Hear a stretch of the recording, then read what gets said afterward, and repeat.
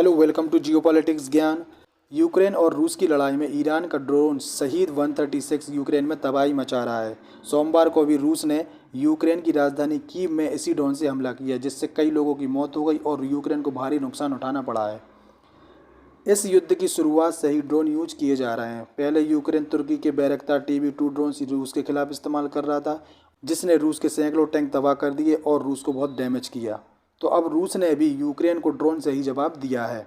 तो अब सवाल आता है कि युद्ध में ड्रोन इतने इस्तेमाल क्यों किए जा रहे हैं।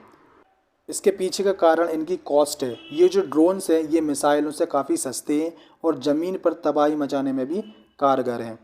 ईरान के इन ड्रोन्स को अब कैमिकाजी ड्रोन भी कहा जा रहा है। तो ये कैमिकाजी क्या है?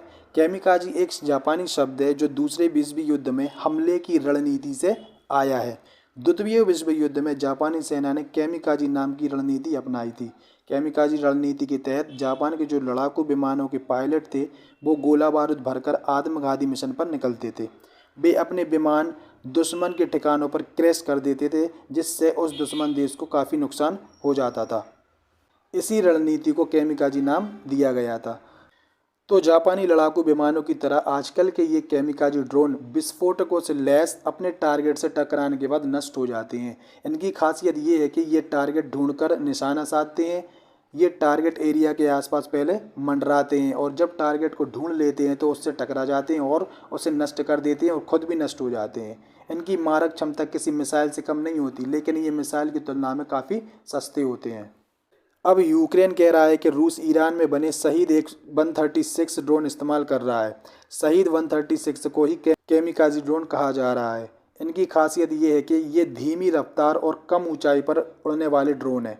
इन्हें दुश्मन की ओर झुंड में भी भेजा जा सकता है। कम ऊंचाई पर उड़ने की इनकी क्षमता इन्हें खास बना देती है। इसी की वजह से जो एयर डिफेंस सिस्टम होते हैं दूसरे देश में, उन्हें इनका पता लगाना बहुत ही मुश्किल हो जाता है, क्योंकि ये कम ऊंचाई पर उड़ते हैं। अगर डिफेंस सिस्टम ने इन्हें पकड़ भी लिया और ये अपने टारगेट तक नहीं भी पहुंच पाए तो भी ये काफ़ी नुकसान पहुंचा देते हैं, क्योंकि इनका जो गोला बारूद है वो बिखर जाता है और इंसानों को अपनी चपेट में ले सकता है, जिससे दुश्मन देश को काफ़ी नुकसान जान माल का हो सकता है। अब यूक्रेन के लिए समस्या ये है कि उसके पास जो एयर डिफेंस मिसाइल हैं वो सीमित स्टॉक में हैं। अब उन्हें सुरक्षित कहाँ पर रखें ताकि वो एयर डिफेंस इन ड्रोन्स को निशाना बना सके। ये यूक्रेन की समस्या है बहुत बड़ी। जबकि ईरान का कहना है कि उसके ये ड्रोन्स 2000 किलोमीटर तक उड़ान भर सकते हैं और घंटों टारगेट के पीछे पड़े रह सकते हैं जब तक कि ये अपना टारगेट ढूंढ ना ले। तो ये खासियत है ईरान के इस कैमिकाजी ड्रोन की।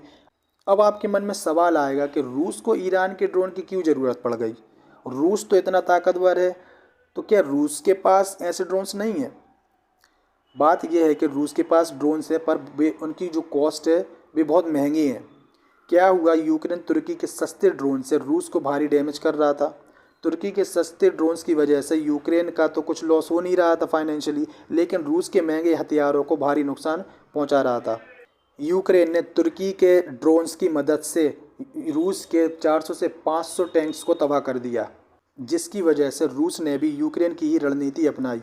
ईरान से सस्ते ड्रोन्स लिए और यूक्रेन का ज़्यादा से ज़्यादा डैमेज करने लगा, जिससे उसको अपने महंगे हथियार का इस्तेमाल ना करना पड़े। तो अब सवाल आता है कि ईरान पर तो सैंक्शंस हैं, तो ईरान ने रूस को ड्रोन बेचे कैसे? क्योंकि ईरान इतने बड़े अमाउंट के ट्रांजैक्शन तो कर ही नहीं सकता। तो यहाँ पर ईरान और रूस के बीच हुई है एक अलग तरह की डील। ईरान यहाँ हथियार के बदले रूस से हथियार लेगा। रूस ने ईरान से वादा किया है कि इन हथियारों के बदले में रूस Su-25, जो कि एक एडवांस फाइटर जेट है रूस का, ईरान को देगा। और कुछ सस्ती ईरानी मिसाइल भी हैं जो रूस को मिलने वाली हैं ईरान से, जिसका इस्तेमाल रूस यूक्रेन में करेगा। क्योंकि अब रूस अपने महंगे हथियारों के इस्तेमाल से बच रहा है, जब उसका काम सस्ते हथियारों से चल रहा है। तो देखते हैं कि आगे क्या होता है। वो तो आने वाला वक्त ही बताएगा कि रूस ईरान की सस्ती मिसाइलों का इस्तेमाल यूक्रेन में करेगा कि नहीं। तो इस वीडियो में इतना ही। उम्मीद है वीडियो आपको अच्छी लगी होगी। वीडियो को लाइक, शेयर, कमेंट करें और चैनल को सब्सक्राइब करें। मिलते हैं अगली वीडियो में। Thank you.